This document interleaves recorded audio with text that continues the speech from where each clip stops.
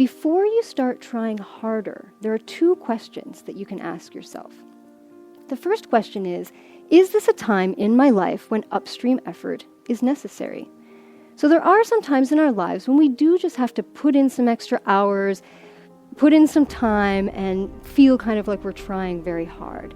So for example, if you're trying to get your master's or your PhD, sometimes that process can feel like a slog. It can feel like a lot of effort. But if that master's or PhD is an authentic life goal for you, then you can remind yourself of your motivations for pursuing that degree, and that can then motivate you to continue. Now, also another question you can ask yourself if it feels like you're engaged in upstream effort is, have my values changed? So there are times when we make a decision in our lives based on certain values, but then those values change over time. So for example, if when you first finished university, you got a job so that you could get some financial stability in your life, but maybe 3 or 5 years later, financial stability is no longer something that is as important to you. That job might start to feel upstream because it no longer reflects your values. In these situations, we need to either quit or let go of, or at the very least, significantly alter the path that we're on so that we can course correct and bring ourselves in the direction of downstream effort in our lives. So I believe that there are many times when we're engaged in upstream effort when we actually need to quit or let go of something so that we can make room for downstream effort. And so my main point here is not that we stop trying. It's that you stop trying so hard at things that don't matter to you and start trying at things that do.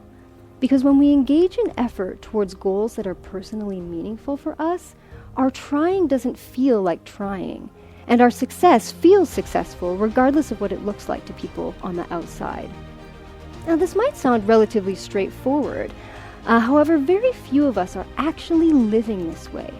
So many of us exert enormous amounts of effort towards goals that are not actually personally meaningful. And even though the idea of downstream effort might sound a little bit counterintuitive, I believe many of us really resonate with the idea of slowing down and exerting a different kind of effort in our lives.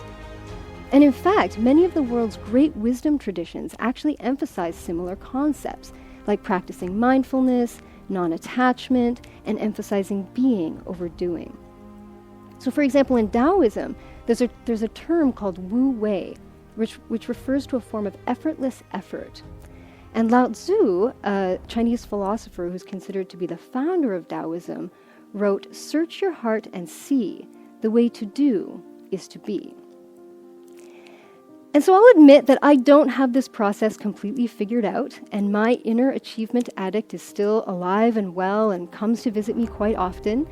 But when she does, I try to remind myself of some of the ideas and concepts that I've talked about today in order to do that course correction, to bring myself in the direction of downstream effort in my life.